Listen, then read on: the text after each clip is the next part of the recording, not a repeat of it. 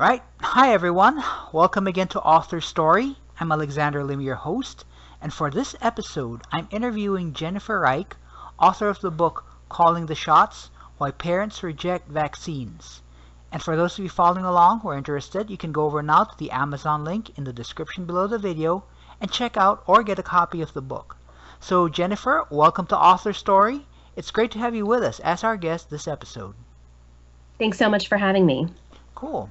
So, Jennifer, first off, please tell us about yourself. What's your author story? Sure. So I'm a sociologist by training, and all of my research and writing explores questions of how parents make sense for their families, of law, of policy, of expertise. And I always start with the assumption that all parents are doing the best they can for their children. So I've explored these questions with the child welfare system and foster care, with multiracial families and transracial adoption, with reproductive health, and most recently with vaccination decisions. Okay, I got that. So, so sociology. Okay, I got that. Okay, so really, you've been really like involved with parents and their concerns for quite some time now. Then. I wake up every morning, wondering how it is we have conflicts around what's good parenting, how we make sense of choices, and trying to really understand them from all perspectives. Right. Okay, so you've been like in the field for what now? For about 10 years now, something like that? So I've been working on this book for about 10 years, but I've been doing this for about 20. Okay. So, we can say then that you're really familiar with the concerns of parents and that sort of thing. Some people have hobbies. I have research. Okay. All right. Cool. Fantastic. So let's go on a little bit to the book. Can you tell us a little bit more about it? Sure. So in this book, I really start with the question of how do parents make decisions for their children about childhood vaccinations. As most people know, these have become increasingly controversial in the last many years, and that while we see, only about 7 or 9% of parents who completely opt out of vaccines, even in the highest states like Colorado, where I live, what we know is that as many as 20 or 25% of American parents are voicing concerns about vaccine safety and necessity and wondering about the recommendations that are made for their children, and are in many cases choosing not to consent to all vaccines or are trying to come up with customizable schedules for each of their children. So what I've done really over the last decade is talk to parents about how they reach decisions for their own children, but also how pediatricians manage questions and interactions in their practices, how they make decisions about the care they provide for individual children whose parents are concerned about vaccines. I talk to vaccine researchers and authors, members of federal advisory panels, even lawyers who represent families who may have been harmed by vaccines at some point under a federal claim system. And I try to follow the question everywhere it goes to really understand from as many perspectives as I can how different people are approaching this question and where the points of disconnect may lie. All right. Okay. Cool. So, Jennifer, for whom is this book intended? Is it intended for the general public? I see this book as part of a conversation nationally that we can have about this. What I found when I started this research was that the conversations and the books that existed were fairly polarizing. On one side, you have those who support vaccines, who tend to be fairly dismissive of where parents are coming from, who might refer to them as ignorant or armed with an internet education, or even as delusional about their children's health. And on the other side, where you have families who don't fully trust vaccine safety or regulation or even claims of necessity, we see them as very dismissive of all of the research that shows that vaccines are safe and that serve an important part of public health. So I saw an opportunity as a sociologist, but also as a parent, to start to try to bring these conversations together in one book and to really highlight the different places where we could have better dialogue around these issues. Right. So really it's intended then to start a conversation more than anything else. I hope so. I'm not sure either side is going to be thrilled with the way, I try not to take either side as the truth. Okay. I think vaccines are important, and I say in the book that I choose to fully vaccinate my own children, but I'm very respectful of the process by which parents go through to make a decision that they really believe is in their children's best interest. And I highlight the places that they really draw from information and what their concerns are more globally, and as a way of thinking through how we can do better. Right. Okay. Got that. So, Jennifer, what made you decide to write the book? I mean, what was that like? Was there like any a particular, aha moment that made you think, this is serious stuff. I better write a book about this.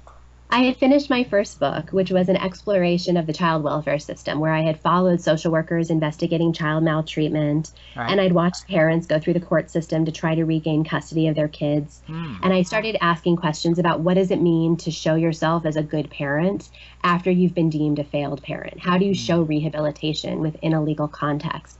And that was the first book, Fixing Families. And when I finished that book, I started thinking, where else are families making decisions for their children around legal systems, around definitions of good parenting? How else can we understand these same kinds of questions in a new place? And at the time I started thinking about that, I was working at a medical school campus. And at the time, George W. Bush was president, and he had announced that we should start thinking about revaccinating against smallpox in case there was ever an incident of bioterrorism. And I thought that was such an interesting hypothetical concern, but I also worked with many physicians who were being asked to consider being vaccinated against smallpox as first responders in case of some kind of bioterrorist attack. Right. And at the same time this was happening, and I was living in Northern California, there was a simultaneous rise of parents beginning to question vaccine safety and necessity. And I thought it was such an interesting coalescence of cultural moments, where on one hand we could be saying that we should vaccinate against something that had been eradicated from the world, not just the country, because of a fear. And at the same time, parents were expressing a lack of fear of more common illnesses that could be quite decimating to their children. And so I started thinking about what it meant to try to put these pieces together. And soon after, made the decision to move to Colorado, which at the time led the nation in parents who opt out of vaccines by choice and had among the lowest vaccine rates in the country. And so it seemed an interesting place and opportunity to really try to pull these threads together. Nice. Okay, now you brought up something that I'm not sure I really like thought about before. Something about the legal aspects of parenting. How important are the legal aspects with regards to this issue? I think most parents, approach their daily lives not thinking about the ways their lives are legally regulated. Right. But vaccines present an opportunity to think it through, because the way we enforce vaccines is actually through the school enrollment process. So the only time, so we don't have a system of forced vaccination in the U.S., but if you want to access a child care setting or an educational environment, every state in the country requires a certain number of vaccinations. And that's based on the belief that when you put a bunch of children together in a schoolhouse, you increase the risks of infection. And so it's a responsibility that if you want to access public resources, you also have to contribute to public health and making sure that everyone's children are safe and not presenting additional risk, that seeking an education should not present a health risk. So that's the basis, and those vaccine requirements have been in place since the 1960s in every state in the country. So this is one of those opportunities then where parents start to think about whether they want to comply with state law, whether they want to access child care settings or educational resources but not participate in public health, and what are their legal options for doing so. So what we have in the US is a system in which every state requires vaccination for entry, but every state also allows some mechanism to opt out and still access those resources. So in every state in the country, parents can communicate a medical risk that vaccines would present. Most states require some documentation from a physician. But if you have a child who's not a good candidate for vaccination because of health issues, they're not required to be vaccinated. All but 3 states in the U.S. right now allow parents who have a religious belief against vaccination to opt out. When those requirements were first crafted in the 1960s, they were really intended to accommodate Christian scientists. But what we know is that they're much more broadly interpreted and used, and that largely those beliefs are unverifiable. So we see parents increasingly using those strategically. And then we have in about 18 more states the possibility of exercising a personal or philosophical exemption to a vaccination. And that allows parents to just to express a belief or a view where they don't want to vaccinate and to opt out in those ways. And what we're seeing is an increased use of exemptions nationally for both religious and philosophical reasons. Right. Okay. So it seems that it seems to be coming across to me is that like parents who don't want their kids vaccinated, they kind of use I don't know, use religion as an excuse to not get their kids vaccinated. Is this correct?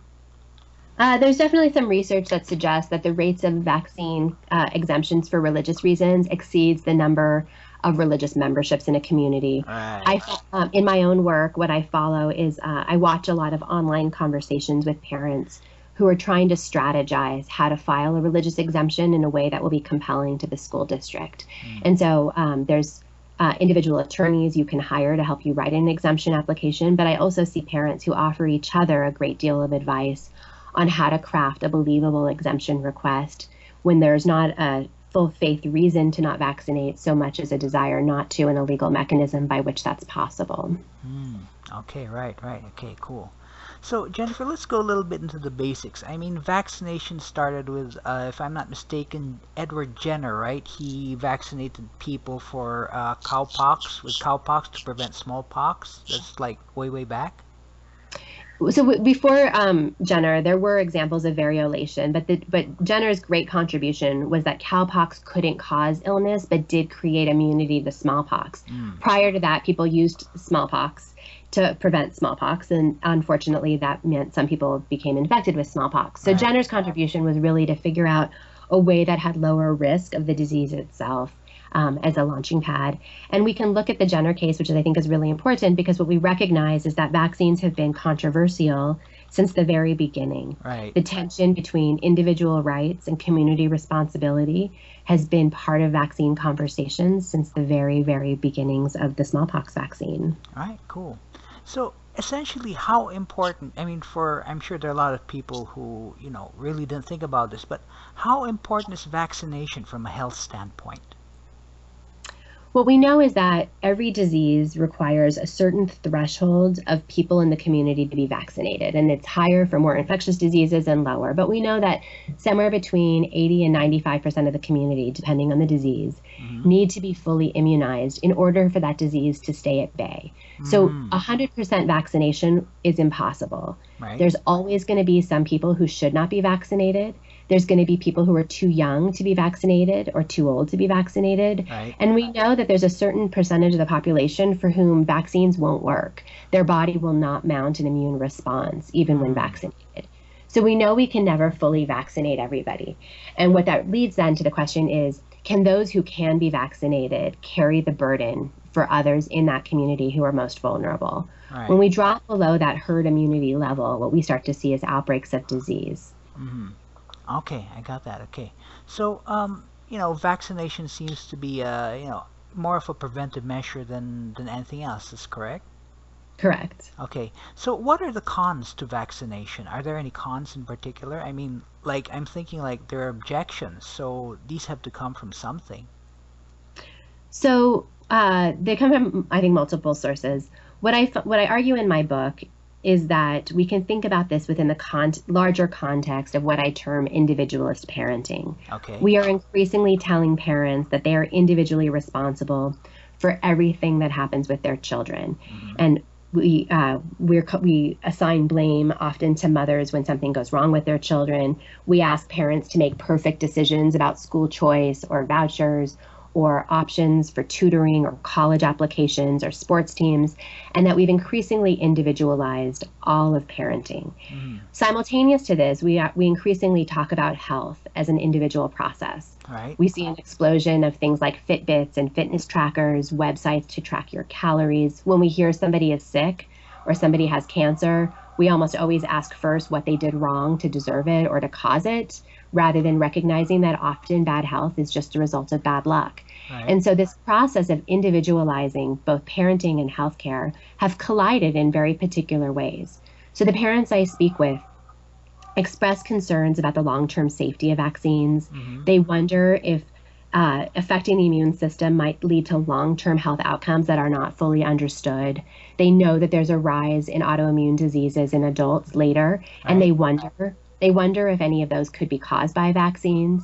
And they also largely see that the body may be natural and have natural capacities to fight disease, and wonder if vaccines represent a kind of corrupting of the natural body, and that they would prefer to try to manage disease and disease risk themselves through diet, through breastfeeding, through lifestyle choices. Right. Okay. Now there's quite a few things that came out here. In your opinion, are any of these concerns valid? I think it's easy. I think, maintaining a healthy body matters. I think the parents who choose not to vaccinate their kids tend, on average, to have higher resources and higher education levels. And so they feel like they're best able to manage their children's health. Right? The challenge is that sometimes there's just bad luck.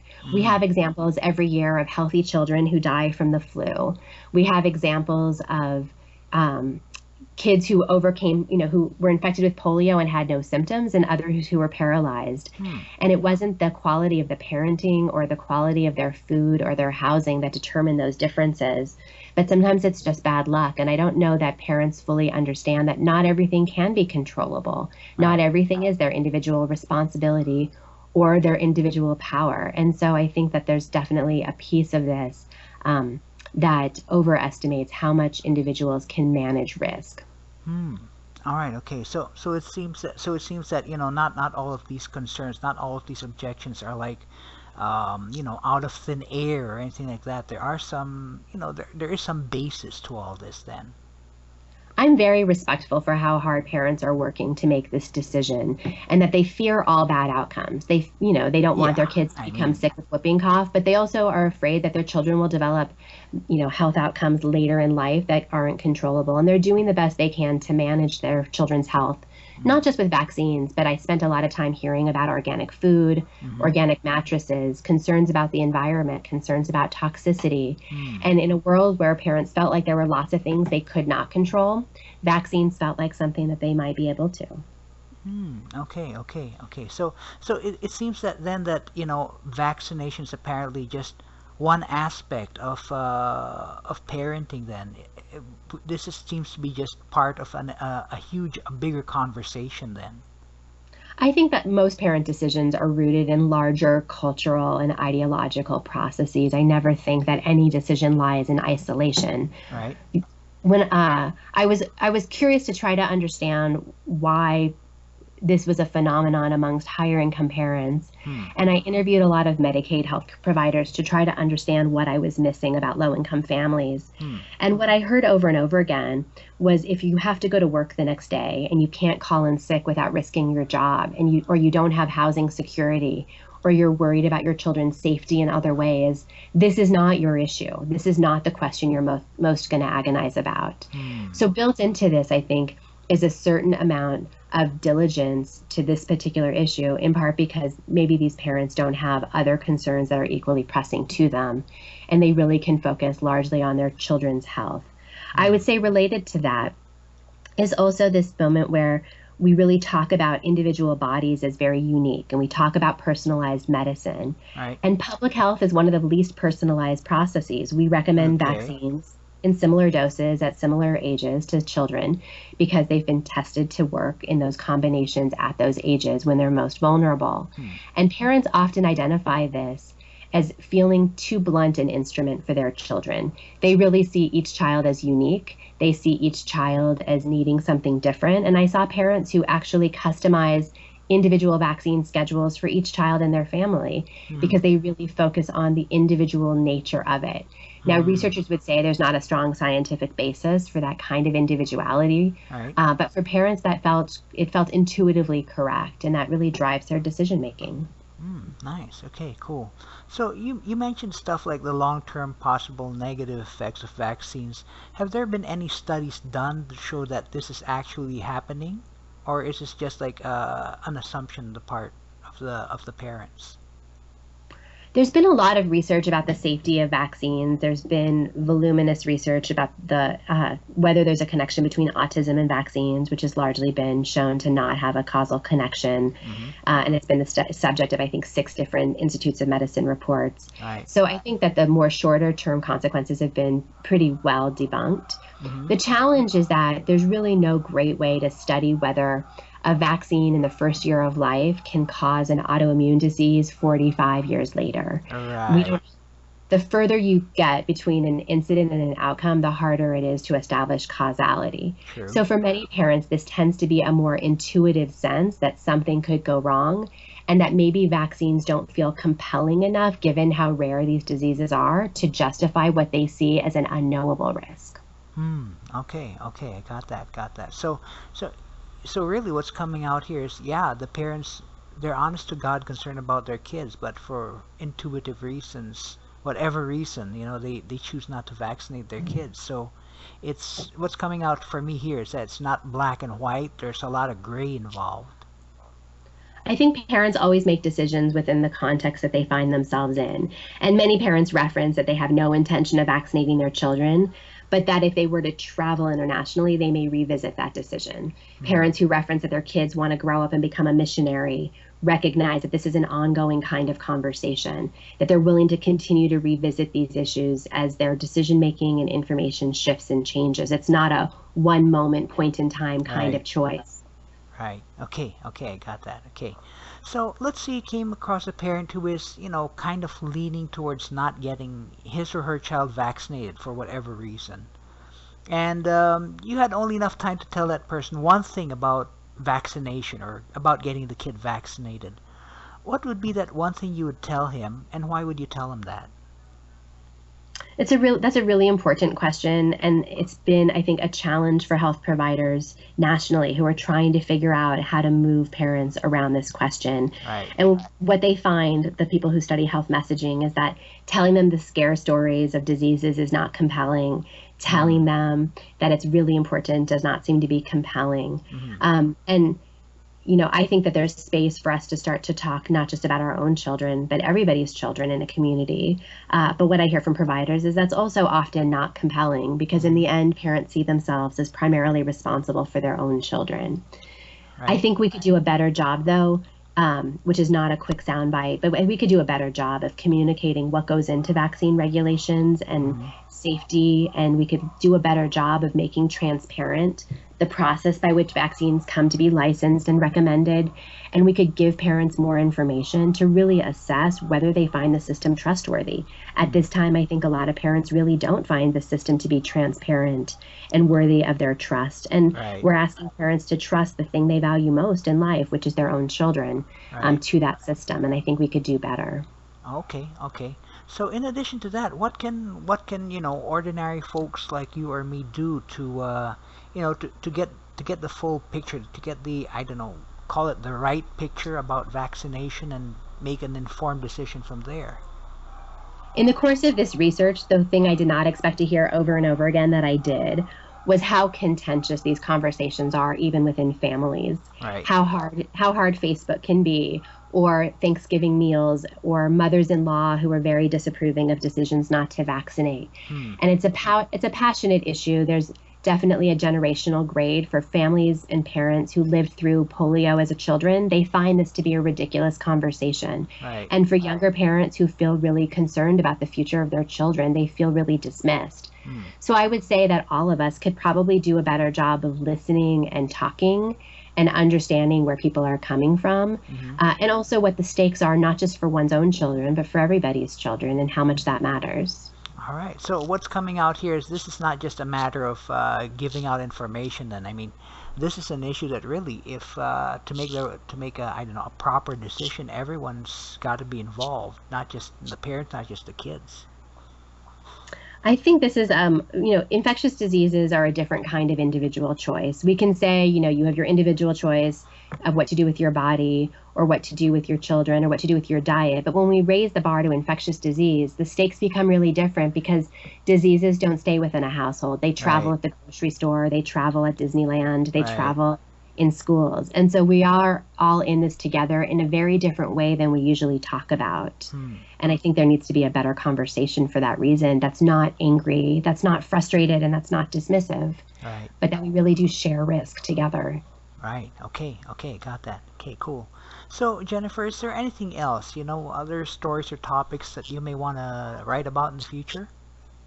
I think I'm going to continue chasing these questions about how families make sense of laws and regulations and expertise in their daily life, because there's many ways that we hold parents responsible for so many things.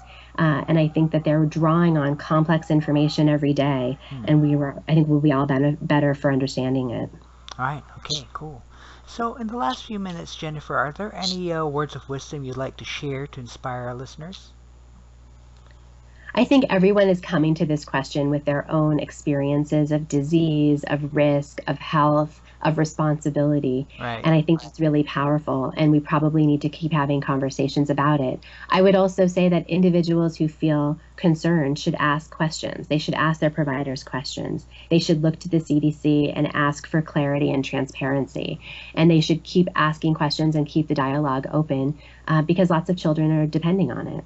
Right. Okay. Well, it's hard to argue with, the safety and the health of kids, definitely.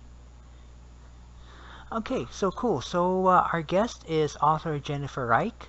Her book is Calling the Shots: Why Parents Reject Vaccines, and the website where you can get her book is at Amazon.com. So Jennifer, thank you very much for your time. Thank you very much for being an Author Story. It was great to have you with us as our guest, and personally, it was very informative for me. I mean, it certainly gave a new insight for me with regards to this present, controversy. Well, I'm so happy to hear that. Thank you again for having me. Cool. So, of course, for those of you listening, if you want to get Jennifer's book, Calling the Shots, you can get it right now by going to the Amazon link in the description below the video. And if you'd like to follow our author interviews on YouTube, it's easy. Just click on subscribe. So, bye for now, but I'll be back on Author Story next time with another inspiring author.